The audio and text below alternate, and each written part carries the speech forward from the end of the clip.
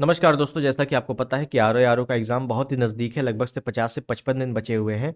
इन 50 से 55 दिनों में हम ऐसा क्या कर सकते हैं कि हमारा एटलीस्ट प्रीलिम्स ना रुके, प्रीलिम्स हो जाए। क्योंकि हमने यहाँ तक मेहनत की है, तो अब आगे भी हमें एक बेस्ट स्ट्रेटजी की ज़रूरत है कि हमारा प्रीलिम्स आराम से हो जाए। तो उसी टॉपिक पे आज बात करेंगे।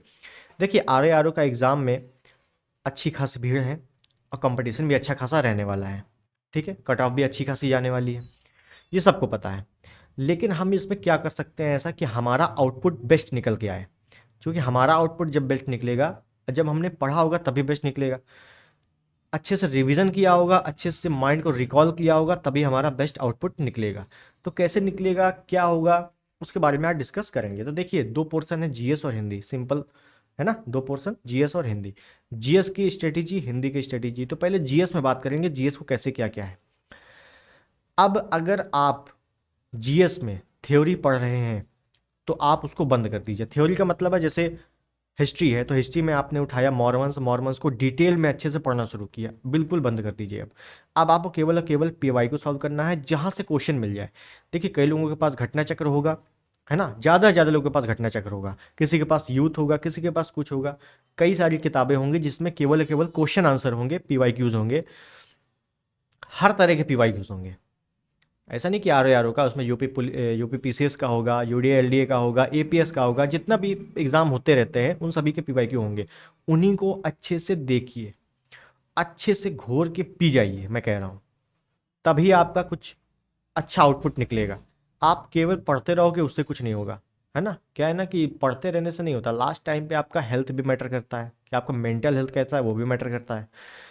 सबसे अच्छी स्ट्रेटेजी इस समय की ये रहेगी, 50 से 55 दिनों की अगर मैं ओवरऑल बात करूं, तो आपके पास कोई भी थ्योरिकल चीज़ नहीं होनी चाहिए। आपके पास जितनी भी किताबें हैं, आपने कुछ भी पढ़ रखा हो, स्पेक्ट्रम पढ़ रखा हो और लक्ष्मीकांत ले रखा हो, उसको साइड में रख दो।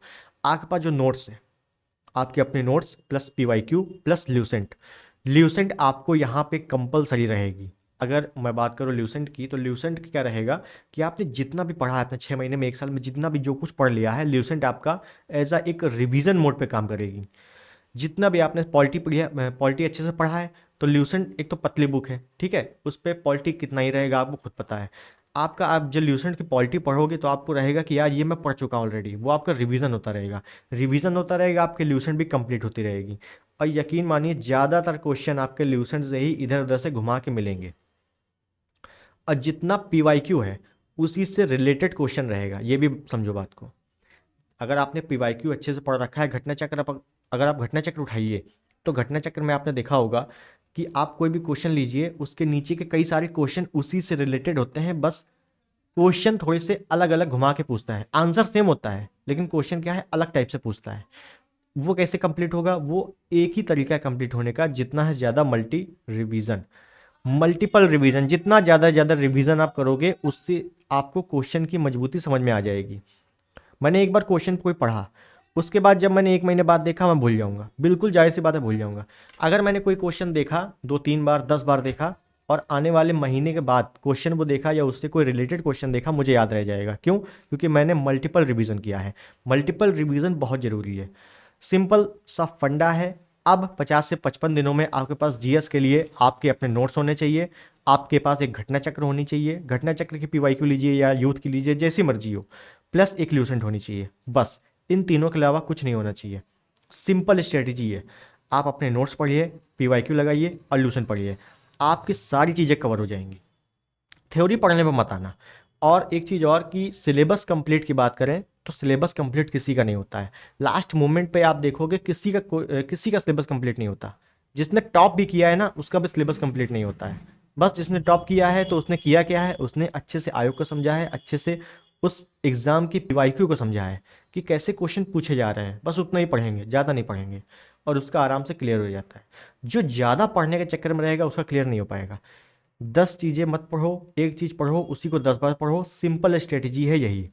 ठीक है, ये जीएस की बात हो गई। अगर हिंदी की बात करें, तो हिंदी, अगर सिंपल बात करें तो यहाँ पे उसी का सिलेक्शन होगा जिसकी हिंदी मजबूत होगी।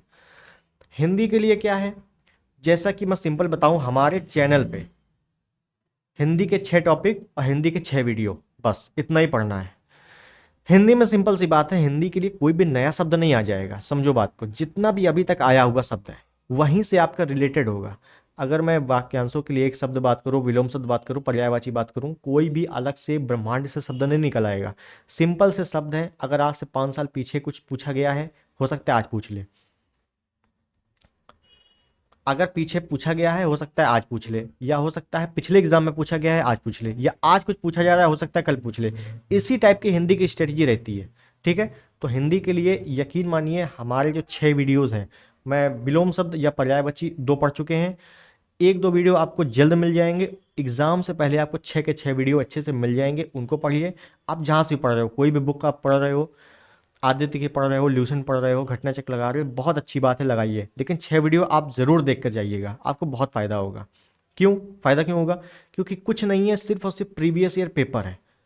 कौन से प्रीवियस ईयर है? क्या केवल आर ओ क्या? बिल्कुल नहीं। R O, UP PCS, UP triple S C, लेखपाल, पुलिस, जहाँ से कोई भी क्वेश्चन आया हुआ है वो पीडीएफ में, वो वीडियो में क्वेश्चन अपलोडेड है।